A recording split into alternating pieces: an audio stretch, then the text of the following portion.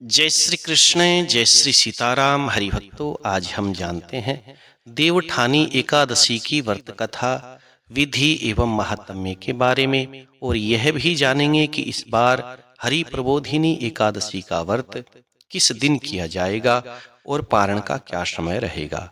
हरिभक्तों, दीपावली के पश्चात कार्तिक मास के शुक्ल पक्ष की एकादशी को देव उठान होता है, अर्थात भगवान श्री नारायण 4 महीने के पश्चात उठते हैं। इस दिन प्रातःकाल सूर्य उदय से पहले उठ करके भगवान श्री नारायण से एकादशी के व्रत को निर्विघ्न पूर्ण करने के लिए प्रार्थना करनी चाहिए। उसके पश्चात स्नान इत्यादि करके भगवान श्री नारायण शालिग्राम को पंचामृत इत्यादि से स्नान करवा करके बहुत सारे फूलों की माला से भगवान का श्रृंगार करते हुए फल प्रसाद इत्यादि चढ़ा करके भगवान का पूजन करना चाहिए। रात्रि को जागरण करना चाहिए। कुछ धार्मिक व्यक्ति इस दिन तुलसी और शालिग्राम भगवान के विवाह का आयोजन करते हैं। तुलसी के साथ भगवान श्री शालिग्राम का विवाह पूरे धूमधाम से उसी प्रकार से करना चाहिए जिस प्रकार से एक सामान्य कन्या का विवाह किया जाता है। जिन दंपतियों के कन्या नहीं होती, वे तुलसी का विवाह करके कन्यादान के पुण्य का फल प्राप्त करते हैं। यह शास्त्रों की आज्ञा है। हरिभक्तों, इस बार एकादशी का व्रत 2 नवंबर 2025 रविवार के दिन किया जाएगा, जिसका पारण अगले दिन 3 नवंबर 2025 सोमवार को प्रातःकाल सूर्य उदय से लेकर के 8 बजे तक किया जाएगा। आइए कथा के बारे में जानते हैं। श्री भगवान कहते हैं कि हे अर्जुन, तुम मेरे बड़े ही प्रिय सखा हो। हे पार्थ, अब मैं तुम्हें पापों को नाश करने वाली और पुण्य मुक्ति देने वाली प्रबोधिनी एकादशी की कथा सुनाता हूँ। तुम उसे ध्यान पूर्वक सुनो। हे अर्जुन, इस संबंध में मैं तुम्हें नारद और ब्रह्मा जी के बीच में हुए वार्तालाप को सुनाता हूँ। एक बार नारद जी ने ब्रह्मा जी से पूछा कि हे परमपिता, प्रबोधिनी एकादशी के व्रत का क्या फल होता है? कृपा करके मेरे से यह विस्तार पूर्वक बताइए। तब ब्रह्मा जी कहते हैं कि हे पुत्र नारद, कार्तिक मास के शुक्ल पक्ष की प्रबोधिनी एकादशी के व्रत का फल 1000 अश्वमेध तथा 100 राजसु यज्ञ के फल के बराबर होता है। तब नारद जी ने पूछा कि हे पिता, एक संध्या को भोजन करने से, रात्रि में भोजन करने से तथा पूरे दिन उपवास करने से क्या क्या फल प्राप्त होता है, उसे आप मुझे समझाइए। तब ब्रह्मा जी कहते हैं कि हे नारद, एक संध्या को भोजन करने से 2 जन्मों के तथा पूरे दिन उपवास करने से 7 जन्मों के समस्त पाप नष्ट हो जाते हैं।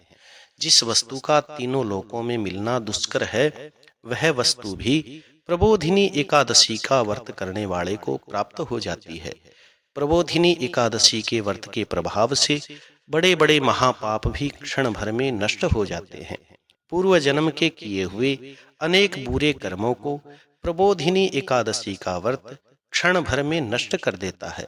जो मनुष्य अपने स्वभाव के अनुसार प्रबोधिनी एकादशी का विधि पूर्वक व्रत करते हैं, उन्हें पूर्ण फल प्राप्त होता है। हे नारद, जो मनुष्य श्रद्धा पूर्वक इस दिन थोड़ा भी पुण्य करते हैं, उनका वह पुण्य पर्वत के समान अटल हो जाता है, कभी भी नहीं डिगता, अर्थात कभी भी समाप्त नहीं होता। जो मनुष्य अपने हृदय के अंदर ऐसा ध्यान भी करते हैं कि प्रबोधिनी एकादशी का व्रत करूंगा, उनके 100 जन्मों के पाप, हे नारद, नष्ट हो जाते हैं। जो मनुष्य प्रबोधिनी एकादशी को रात्रि के दिन भगवान के आगे दीप जला करके मृदंग बजाते हुए, नाचते हुए, भगवान के सुंदर सुंदर भजनों का गान करते हुए, स्तोत्रों का गान करते हुए रात्रि को जागरण करते हैं, उनकी बीती हुई तथा आने वाली 10 पीढ़ियां भगवान श्री नारायण के लोक में जाकर के वास करती है और नरकों में अनेक दुखों को भोगते हुए उनके पितर भगवान के लोक में जाकर के सुख भोगते हैं। हे पुत्र नारद, ब्रह्म हत्या आदि महान पाप भी प्रबोधिनी एकादशी के दिन रात्रि को जागरण करने मात्र से नष्ट हो जाते हैं। प्रबोधिनी एकादशी को रात्रि को जागरण करने का फल अश्वमेध आदि यज्ञ के फल से भी अधिक होता है। सारे तीर्थों में स्नान करने से, गौ दान करने से, स्वर्ण दान करने से, भूमि दान करने से जिस फल की प्राप्ति होती है, वही फल प्रबोधिनी एकादशी के दिन रात्रि को जागरण करने से प्राप्त हो जाता है। ब्रह्मा जी कहते हैं कि हे नारद, इस संसार में उसी का जीवन सफल है जिसने प्रबोधिनी एकादशी के व्रत के द्वारा अपने कुल को पवित्र किया है। संसार में जितने भी तीर्थ है तथा जितने तीर्थों की आशा करी जा सकती है, वह प्रबोधिनी एकादशी का व्रत करने वाले के घर में निवास करते हैं। मनुष्य को समस्त कर्मों का त्याग करते हुए भगवान की प्रसन्नता के लिए कार्तिक मास के शुक्ल पक्ष की प्रबोधिनी एकादशी का व्रत अवश्य करना चाहिए। जो मनुष्य इस एकादशी को व्रत करता है, वह धनवान, योगी, तपस्वी तथा इंद्रियों को जीतने वाला होता है, क्योंकि एकादशी भगवान श्री नारायण विष्णु की अत्यंत प्रिया है। इसके व्रत के प्रभाव से मनुष्य पुनः जन्म नहीं लेता, वह भगवान के लोक में निवास करता है। हे नारद, इस व्रत के प्रभाव से कायिक, वाचिक और मानसिक तीनों प्रकार के पाप नष्ट हो जाते हैं। इस एकादशी के दिन जो मनुष्य भगवान की प्राप्ति के लिए दान, तप, होम, यज्ञ आदि करते हैं, उन्हें अक्षय पुण्य के फल की प्राप्ति होती है। हे नारद, प्रबोधिनी एकादशी के दिन भगवान श्री नारायण का पूजन करने से बाल अवस्था, युवा अवस्था और वृद्ध अवस्था के सारे पाप नष्ट हो जाते हैं। इस एकादशी की रात्रि को जागरण करने का फल सूर्य ग्रहण के समय स्नान करने के फल से भी 1000 गुना अधिक होता है। मनुष्य अपने जन्म से लेकर के जो भी पुण्य करता है, वह पुण्य प्रबोधिनी एकादशी के व्रत के पुण्य के सामने व्यर्थ हो जाते हैं, अर्थात छोटे पड़ते हैं।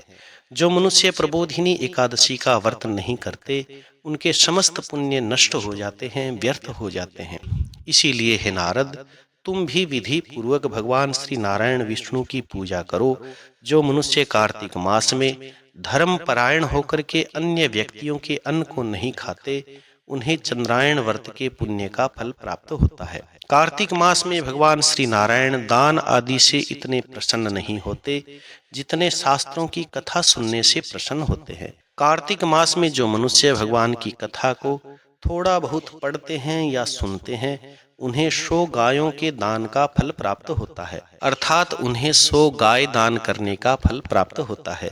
यह सब सुनकर के नारद जी कहते हैं कि हे परमपिता, अब आप मुझे कार्तिक मास की प्रबोधिनी एकादशी के व्रत का विधान बताइए कि कैसा व्रत करने से कैसा फल प्राप्त होता है। ब्रह्मा जी कहते हैं कि हे नारद, इस एकादशी के दिन मनुष्य को ब्रह्म मुहूर्त में उठना चाहिए और स्नान आदि से निवृत्त होकर के संकल्प करना चाहिए। उस समय भगवान से प्रार्थना करनी चाहिए कि हे भगवान, आज मैं निराहार रहूंगा, दूसरे दिन भोजन करूंगा, इसलिए आप मेरी और मेरे व्रत की रक्षा करिएगा। इस प्रकार प्रार्थना करके भगवान का पूजन करना चाहिए। बहुत सारे फूलों से, फूलों की माला से भगवान का श्रृंगार करना चाहिए। ऋतु के अनुसार बहुत सारे फल भगवान को अर्पण करना चाहिए। नैवेद्य भगवान को अर्पण करना चाहिए। भगवान के आगे दीप जला करके भगवान की स्तुति करनी चाहिए। इस प्रकार से एकादशी के व्रत को प्रारंभ करना चाहिए। देव प्रबोधिनी एकादशी के दिन रात्रि को भगवान के आगे दीप जला करके गीत, नृत्य, बाजे बजाते हुए, कीर्तन करते हुए व्यतीत करना चाहिए।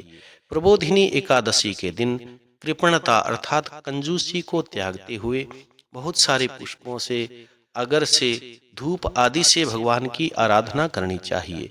शंख के जल से भगवान को अर्घ देना चाहिए। इसका फल तीर्थ दान से भी करोड़ गुना अधिक बताया गया है। जो मनुष्य अगस्त्य पुष्प से भगवान की पूजा करते हैं, उनके सामने इंद्र भी हाथ जोड़ करके खड़ा हो जाता है। कार्तिक मास में जो बिल्व पत्र से भगवान की पूजा करते हैं, उन्हें अंत में मुक्ति मिलती है। कार्तिक मास में जो मनुष्य तुलसी जी से भगवान की पूजा करते हैं, उनके 10,000 जन्मों के पाप नष्ट हो जाते हैं। जो मनुष्य इस महीने में तुलसी जी के दर्शन करते हैं, छूते हैं, स्पर्श करते हैं या ध्यान करते हैं या फिर तुलसी जी का कीर्तन करते हैं, तुलसी जी रोपण करते हैं, लगाते हैं, सेवा करते हैं, वे 1000 कोटि युग तक भगवान के घर में निवास करते हैं। जो मनुष्य तुलसी जी का पौधा लगाते हैं, उनके कुटुंब में पैदा होने वाले प्रलय के अंत तक भगवान के लोक में निवास करते हैं। जो भगवान श्री नारायण की कदम्ब के पुष्प से पूजा करते हैं वह यमराज के दुखों को नहीं पाता, अर्थात यमलोक में नहीं जाता।